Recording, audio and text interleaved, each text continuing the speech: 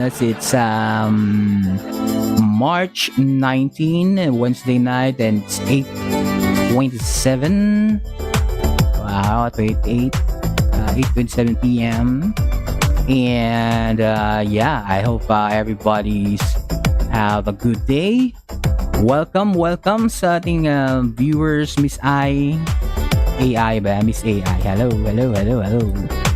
Alright, so we are live simultaneously sa Facebook, YouTube, and TikTok. And tonight we will be having a special topic. Lagi na natin special. We have a topic, alright? So, topic for tonight is satisfaction guarantee. So, how can we ensure our our clients' satisfaction if you are service provider or online freelancer? So very important ang client satisfaction, lalo na if you are a freelancer, you're a front man or you're the face of your business. So very important that you have built your reputation, right? So you build your reputation through client satisfaction. Okay. So before that, of course, this I would like to remind you, this is a live stream brought to you by FreelancerPhilippines.com. Let every Filipino find their ideal workplace online. Alright. Bye, Eko. Hello, miss you. Hello, miss you muna ba? Nako. Miss you. So, this is brought to you by FreelancerPhilippines.com. If you are looking to hire Filipino service provider to your business, to your client's business, or to your agency, or if you are a service provider, a Filipino service provider looking for clients, looking for jobs, you can check out our website, and you can look for your ideal client there. So our goal is the ideal client will be finding their ideal service provider. Alright, so FreelancerPhilippines.com. And okay, so if you can help me reach 50 live stream viewers, we will be having a raffle. So right now we only have we still have yet to have viewers sa TikTok. We have 4. Hello, madami na tayo sa TikTok. Let's hello TikTokers sa inyong lahat. Hello, miss na kita. Galactica, Tambis, Angela, Nicole, Yandex, Hazeline, Bing, hello, Aki, Vivian, Arlene, Annalyn, hello, Maya, yun. So, okay, so those are our visitors. And now, to make things more lively, I invite you to talk with me live here sa aking live stream. Okay, so you just have to book a call with me, a discovery call with me. That will be live if you want to talk to me. Right, andyan yung ating link, freelancerphilippines.com/dc, and andyan yung QR code. You can just scan that and book a call with me. Now, if you don't want to talk with me, right, so you are an introvert or you are shy, you can just put your questions in the comments section where the magic happens.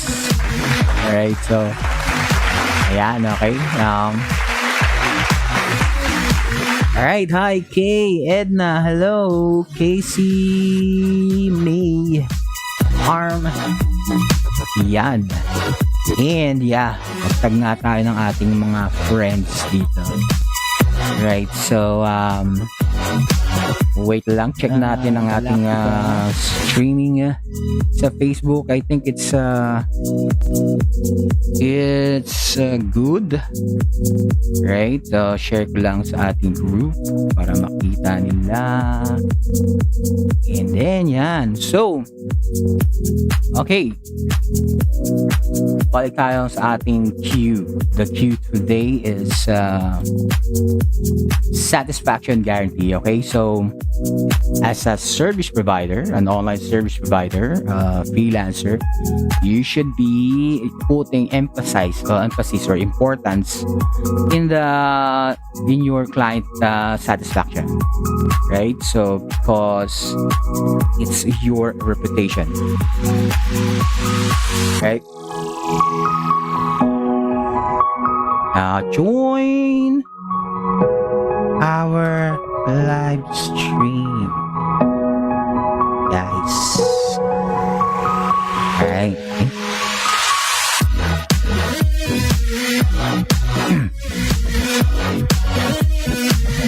Okay, so right, so we will be starting na. Let's start na. Okay na ba kayo? Okay, bati pa tayo ng konti. Hello, ARM22, KC May, Edna, okay, Saji, hello, Cindy, hello. Alright, so we have 2 viewers. Alright, so okay, let's start na.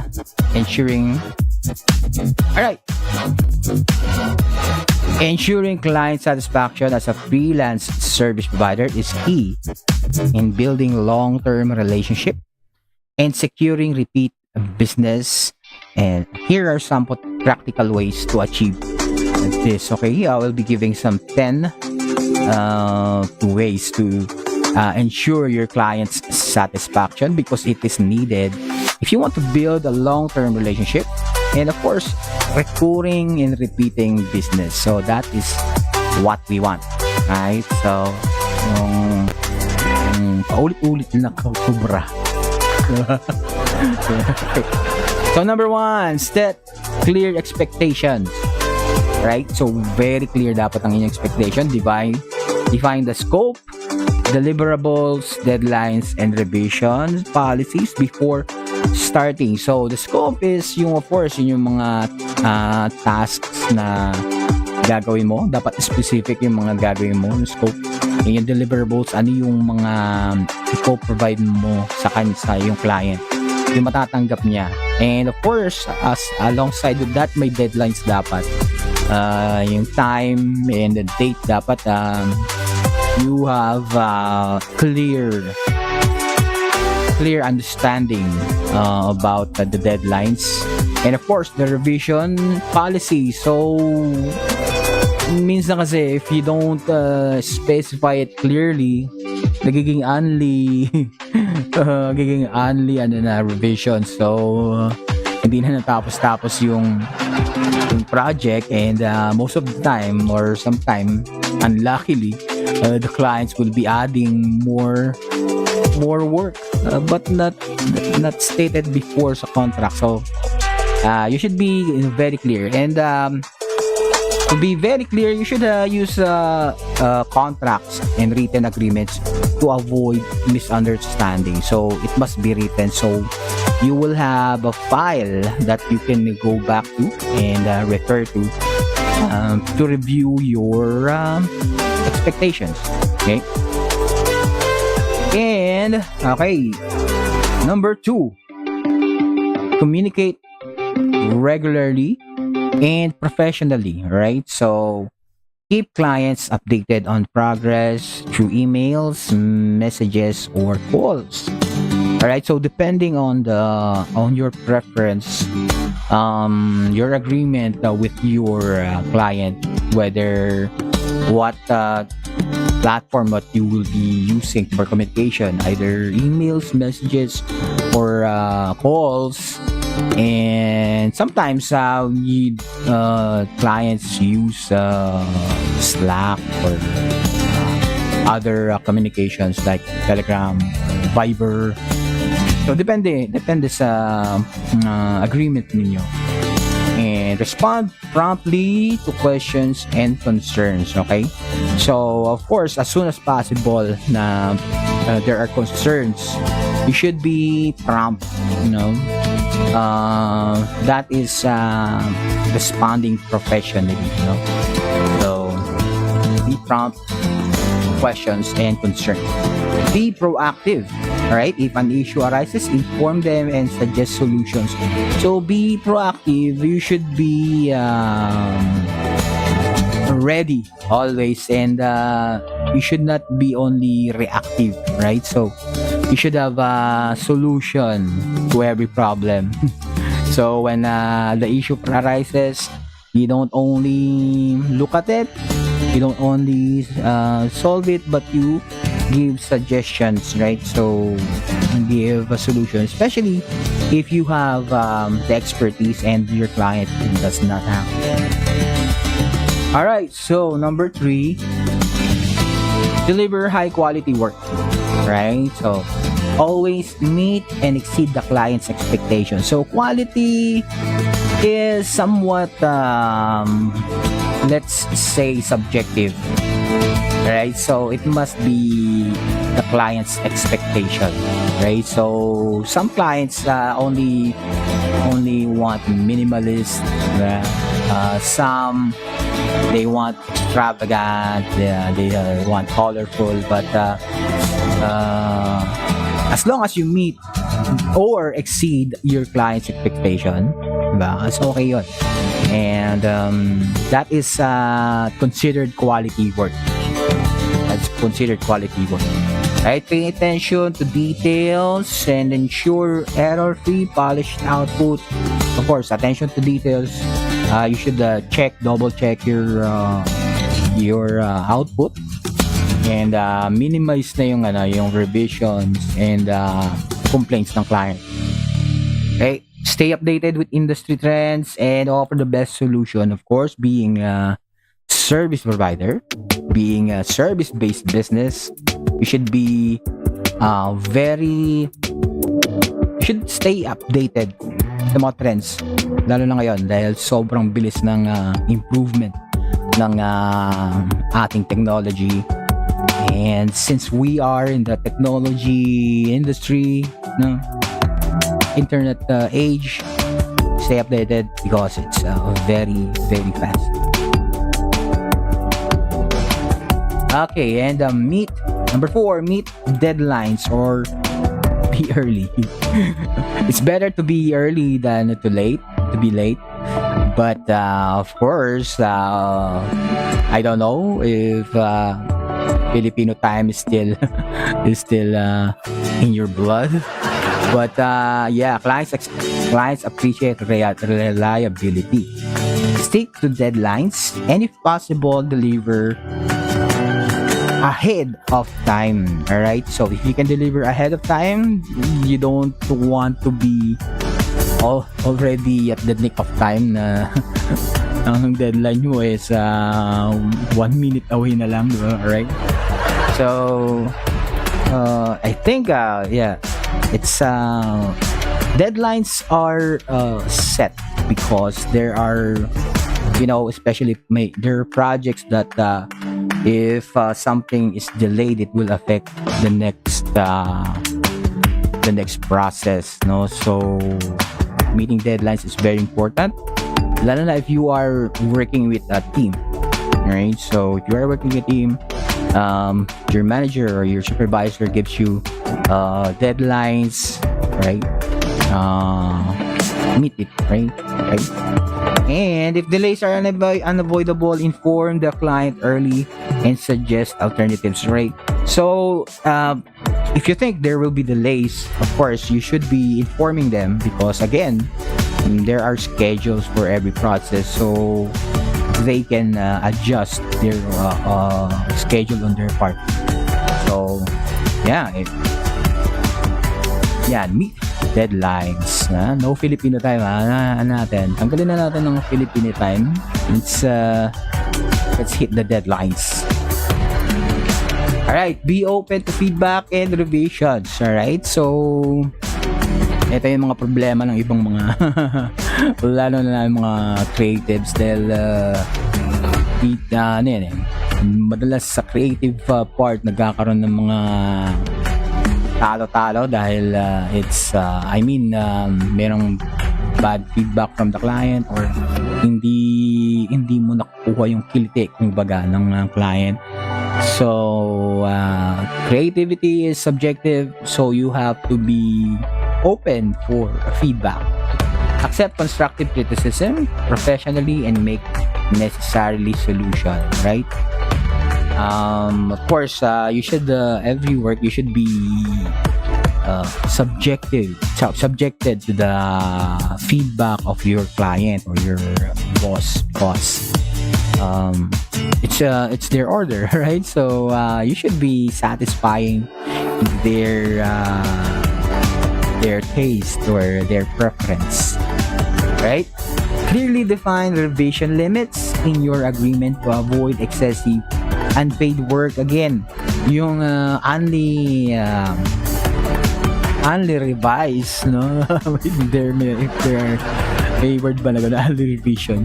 So usually that's not indicated. On my experience, I give only revision. Especially if okay naman yung client, no? And yung revision naman hindi naman gan kalaki. And yeah, but for you to save time, because if you are already doing revisions for several hours and sometimes hindi na nga revision sometimes the clients will be giving you more additional task or additional requirement additional work na hindi na makasama sa initial ng pinag-usapan yung contract. So it should be very very clear. Usually 2 to 3 rounds of revision, especially sa mga creatives. It will be and also maganda if you should schedule, especially if yung dapat may schedule, may time of date na magre-review yung client or kung sino man ang magre-review sa inyong team. You should know their schedule and that it should be very clear rin, of course, diba? For example, every Friday dun sila magre-review, and then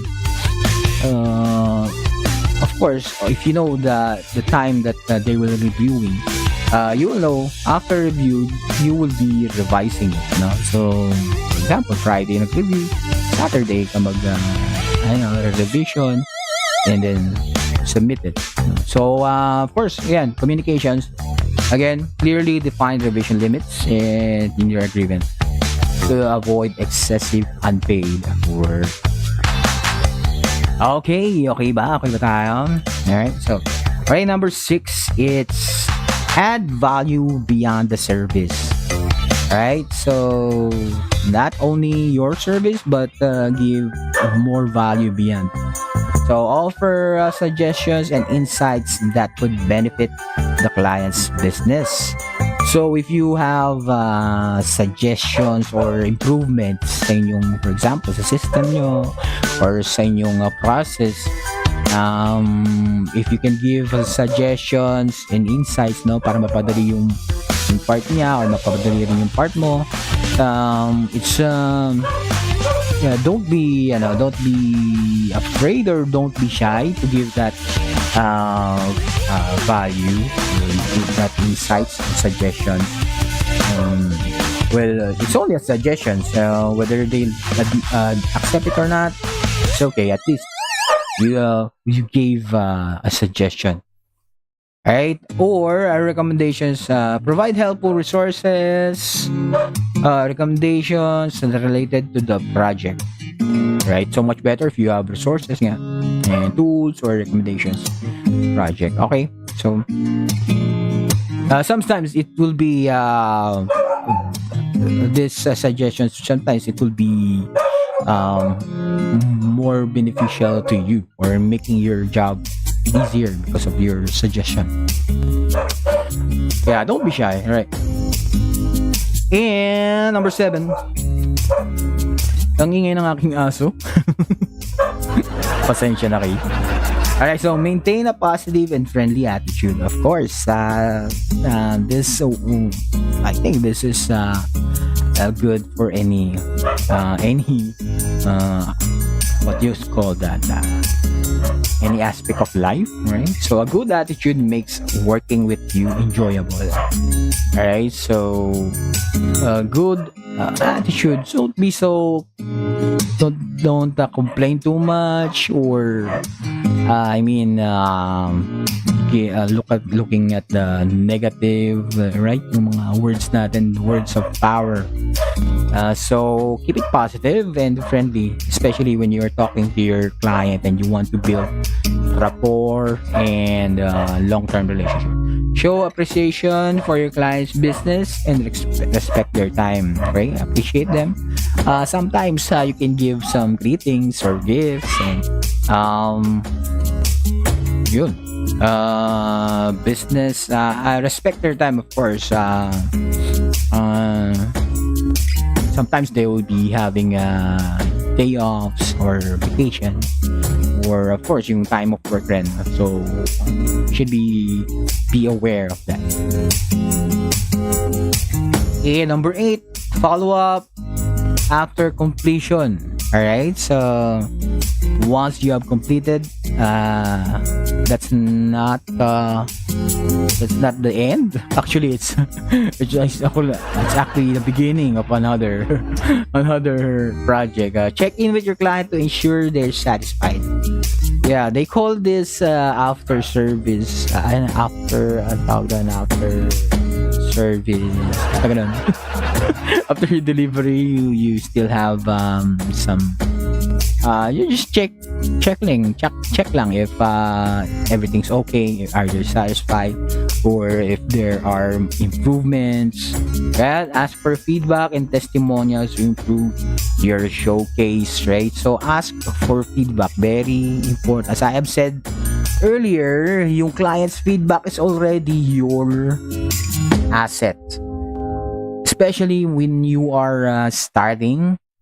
Right, so if you are giving services for free, your best compliment will be your client's feedback and testimonials, because that will give increase your reputation.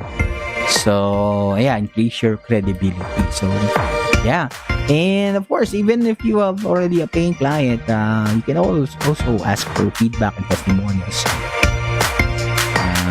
So it will be adding up. Alright, to build long-term relationships, this is a very, very important, lalo na sa if you really want to build your freelance business. It's better to have one long-term client rather than 100 short terms. No? Kasi yeah, long-term clients, especially those you are enjoying working with, that is I think that's better. That's what happened to me.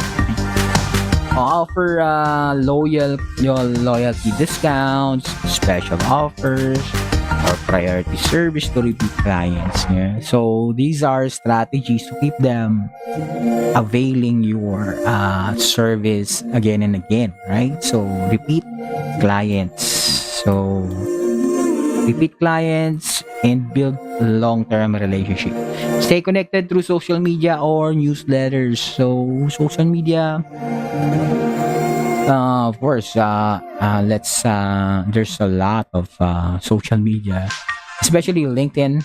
If you are most of the business persons hang out in LinkedIn, but there and then sa Facebook and Instagram, and I don't know if there's a TikTok or any social media can work, right? Handle issues gracefully, right? mistakes happen, right? This is I agree to this. Even if you're the best person, if you're the best service provider, you are highly skilled, you mistakes happen. All right, so own up to them, fix the issue, and ensure it doesn't happen again. Right, so this is very important. Lalong-lalo na if you are really you are only starting, no? You should be alam mo, you should accept your mistakes, and it's not degrading, no? Actually, it's I think it would you will earn your respect if you accept your mistakes. Clients appreciate honesty and effort in resolving problems. That is very true, no? So let's just accept our mistakes. If it's an honest mistake, even if it's a lie, even if it's a lie mistake, but honest mistake, just own it, and that will build strong bond with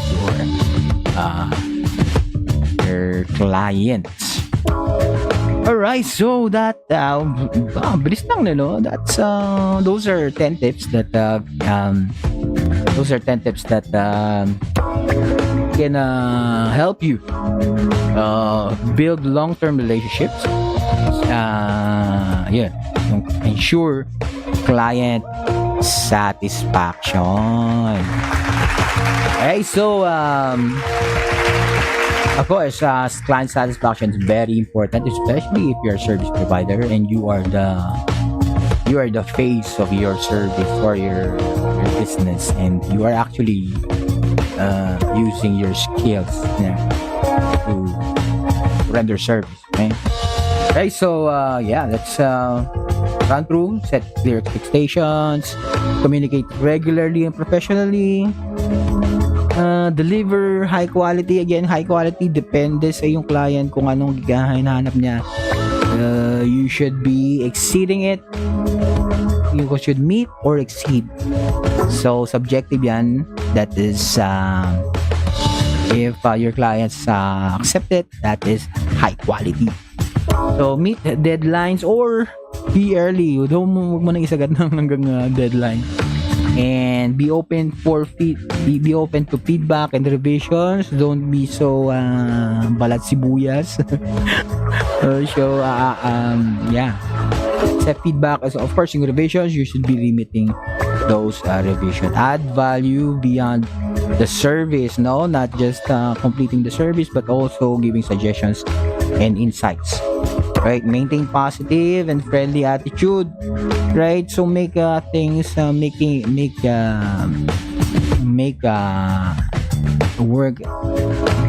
the time working with you enjoyable. So that is of course give respect and show appreciation to your client. And then follow up after completion.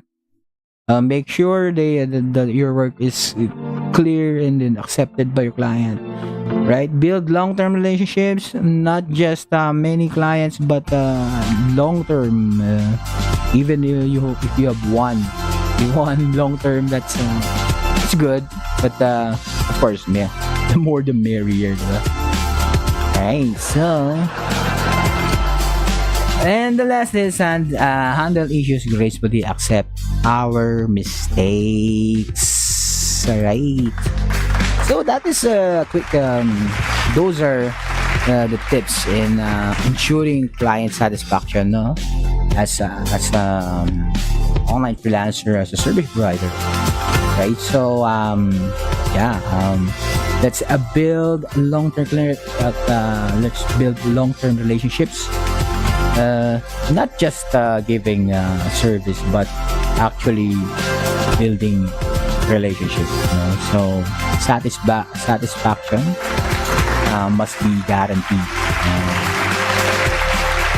Alright, so again, if you want to talk with me live sa aking live stream, you can there's the link, freelancerphilippines.com/dc. You can book a call with me, and or you can scan the QR code Now, if you don't want to talk to me live and you have questions, you just dump it in the comment section where the magic happens. Right? So, yeah. And of course, I do have some, if you want to partner with me, lalo na sa mga chismoso kailangan ko ng chismoso sa ating business. You can partner with me as an affiliate.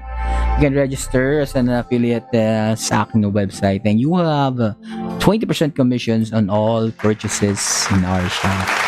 Right? Upon registering, you will be asked to create your own coupon code and URL referral link to share with your friends and give them 10% discount, no? So who doesn't want discount, diba? So may discount na sila and meron ka pang commission. And yan, and if you want to talk with me on a deeper level and you want to take my brain and consult me in my expertise revolves around video production, digital marketing, personal branding, and business development. Right? So there's the link for freelancertapings.com/consult, or just scan the QR code. This is a paid consultation. If you want to talk to me and help you strategize, troubleshoot your business, or plan your business, and yeah, we can talk about that, and yeah, anything I can help with your business. All right, so I think that's all for tonight, and it's 8:59. 1 minute 30 seconds to 9. And thank you for joining me, and I hope this live stream has been helpful to you. And again, thank you. This live stream is brought to you by FreelancerPhilippines.com. Let every Filipino find their ideal workplace online. Parang baka. Alright, so yeah, thank you for joining my live stream. I hope to see you again next, I think tomorrow. Right, so let's do this a daily habit, and yeah, thank you for your joining, and see you again.